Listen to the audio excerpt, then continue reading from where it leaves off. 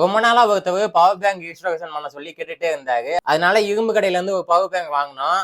இதுல வந்து பேட்டரியும் போயிருச்சு, போர்டும் போயிருச்சு. அதனால அதை தூக்கி ஓரமா வச்சுட்டு அதனால இன்னைக்கு 2 பவர் பேங்க் வாங்கிட்டு வந்திருக்கோம். ஃபர்ஸ்ட் இந்த பவர் பேங்க் பத்தி பார்ப்போம். இப்ப சார்ஜ் போட்டு பார்ப்போம்.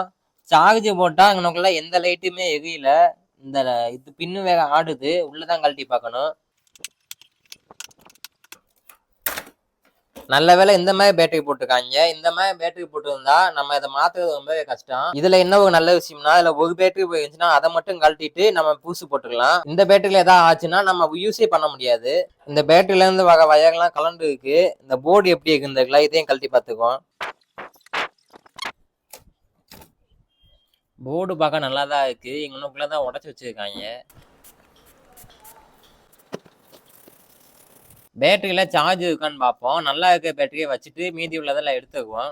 பேட்டரியில ஆல்மோஸ்ட் எல்லா பேட்டரியும் நல்லா இருக்கு. நம்ம அதை சால்டரிங் பண்ணா போதும். இதெல்லாம் வந்து நம்ம ஸ்பாட் வெல்டிங் பண்ணணும். ஆனா அந்த மிஷின் நம்ம கிட்ட இல்ல. அதனால வந்து நம்ம சால்டரிங் தான் பண்ண போறோம். ஃபர்ஸ்ட் இதை நம்ம நல்லா சுரண்டி விடணும். அதுக்கு வந்து நாங்க இந்த மிஷினை யூஸ் பண்ண போறோம். ஃபர்ஸ்ட் இந்த பேஸ்ட்டை கொஞ்சம் வச்சுட்டு உங்களுக்குள்ள வச்சு இப்படி பண்ணிக்கிட்டே இருந்தோம்னா அந்த இடத்துல வந்து நல்லா ஒட்டிக்கிறோம்.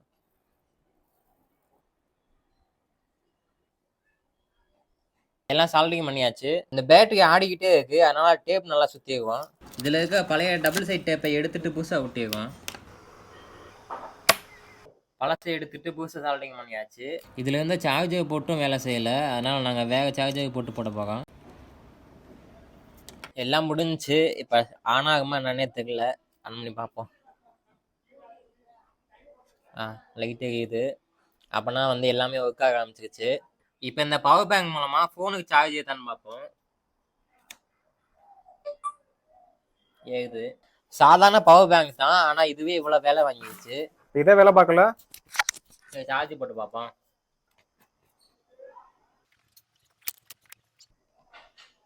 இது மாட்டினா அதுவே ஆன் ஆயிடுச்சு.